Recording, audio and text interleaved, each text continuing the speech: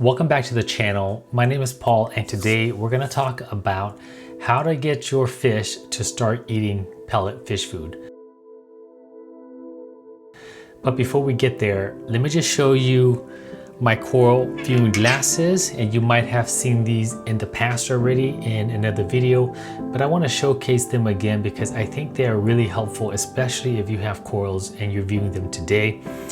These are your standard coral viewing glasses, and they are made with black frame and an orange lens.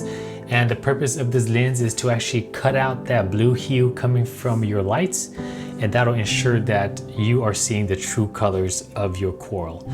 So these are the glasses that you might have seen before. I'm still trying to push these through to everyone because I feel like if you have corals, you should have these glasses and you can learn to appreciate the colors a little bit more. Check out the description below and I'll have the link down there if you are interested in getting a pair of these. Along with that, I did get feedback from my previous Nero 3 corner pump mounting setup. So these are the latest ones here. And there's a slight change in design, but the purpose is to make it easier for everyone to use. But the idea is to mount this piece here, the pump that you have, the Nero pump, at the corner of your tank. And the new addition will be this little screw knob here that tightens this bracket onto your tank so that way it stays in place. And same design here where you're able to mount the pump at different height, so you can just slide it through, and also at different angles, so you can point the pump upward or you can point the pump downward. So it's something like this. So it's made out of PET. It's reef safe material. You push that all in, it locks it in place. And it's very sturdy and great for the Nero 3, Nero 5, and Nero 7 pumps. Along with that, I do have this cradle here. This is used for the Nero pumps. And because I have pretty much all AI pumps in my tank at the moment, I'm running the Nero 3, the 5, and the 7. I designed this cradle so that I can put them all together and have one bracket to mount them into, and it's just a nice cleaner look. I've got the single, the dual, I got the triple, and the quad set up. If you're interested in this, check out the link below. And lastly here, I do have some hoods that I created. I think these are very beneficial if you're not running the corner mount setup. Now this is the corner mount setup here. If you're not running this, I think this hoodie is very beneficial, as your pump will be sitting inside here. It blocks it from the top so that the lights are not directly shining onto the pump and having algae grow onto that pump.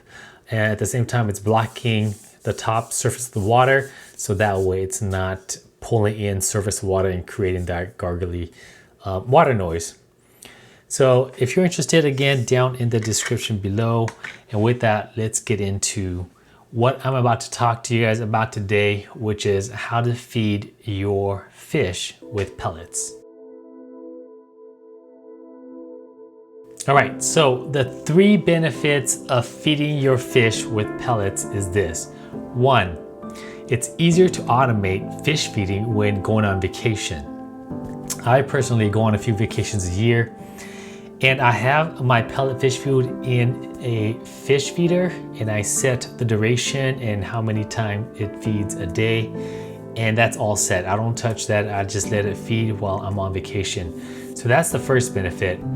The second benefit is that it ensures the fish is getting all of the nutrients, the proteins, all the essential vitamins that it needs in order to thrive, to grow, and to have good coloration. The third thing here is nutrient control. And because you know exactly what's in the pellet, you know exactly what you're putting into your fish tank. And by knowing that, you'll have an idea of your phosphate and nitrate and where they're at, and if you need to add in more or take some out depending on the fish load and depending on the parts per million that you're looking for with your nitrate and your phosphates. Now with those 3 benefits out of the way, let's talk about how can you train your fish to start eating pellet fish food. It's not easy, especially if you're just starting off, But I think the most important thing is to make sure your tank has a lot of caves and crevices, places where the fish can actually go, run, and hide. And that will actually help them out with being stress-free and being acclimated to your tank. That's the first thing. The second thing is you gotta make sure you have good water quality. You gotta make sure your husbandry is on point, water changes are on point, your parameters need to be where they need to be in order to have a thriving reef system. Number 3 is a no-brainer, but I think personally, it's always easier if you could just buy a fish that is already eating pellet food. For me, whenever I go to the LFS, I make sure that my fish is eating there before I bring that fish home. I even take it a step further and ask the staff to feed the fish not just cube or frozen cubes like mysis shrimp or brine shrimp, but I ask them to also feed pellet. And most of the time they'll have pellet fish food that they mix with other food. I personally like to know what type of pellet fish food they're feeding. That way I could feed the same pellet food at home. And the other thing is the fish actually eating pellet fish food? If it is, it's a good starter to introduce this fish into your tank. And the reason is because this fish will help train the other fish to eat. For my case, I had a orange shoulder tang, and when I purchased him, he was smaller, but he was also the bigger of the fish. And he kind of controlled all the aggression inside the fish. The good thing though is that he ate pellet fish food and the rest of the tangs didn't. So with him in there chasing all the food what I'm feeding, it actually encouraged the other fish to try the food as well. Number 4 here, feed different types of pellet fish food.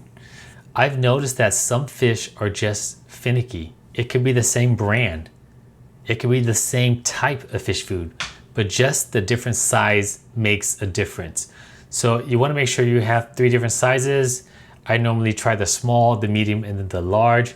For my tanks, they only wanted the medium and the large size, but now they've actually grown accustomed to eating those 2 and are open to eating the smaller size pellets. Number 5 here, you may need to soak your fish food into some garlic solution, and that will help entice the fish to at least go after the food and give it a try. They may not go for it the first few times, but after a while, they may start liking that type of fish food and then start going after that pellet. And then you can slowly ease off the garlic.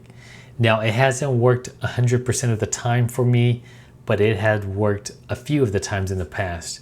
But give that a try. That might help encourage the fish to start eating. Number 6 here is a strange one, but I think it actually works. And that is, if the fish is not eating, then just don't feed the fish for a few days.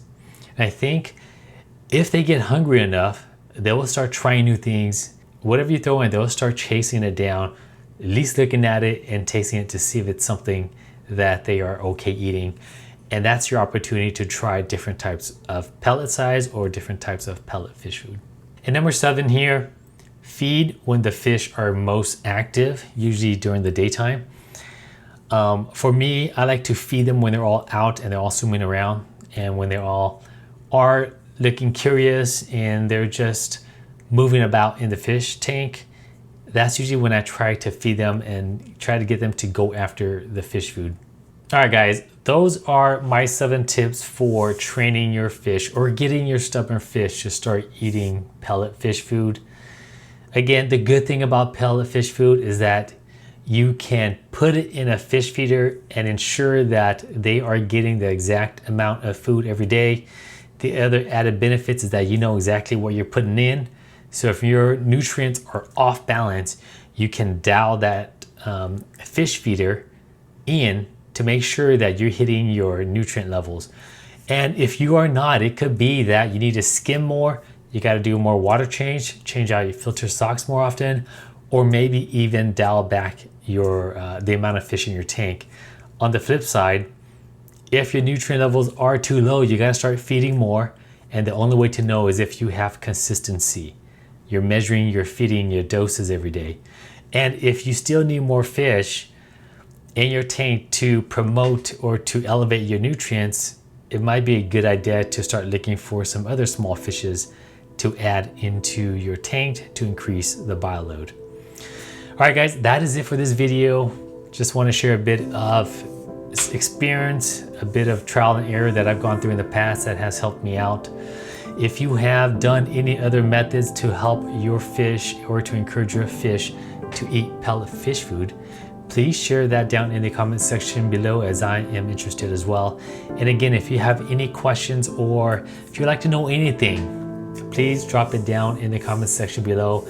I'll try my best to answer it if it's related to this topic.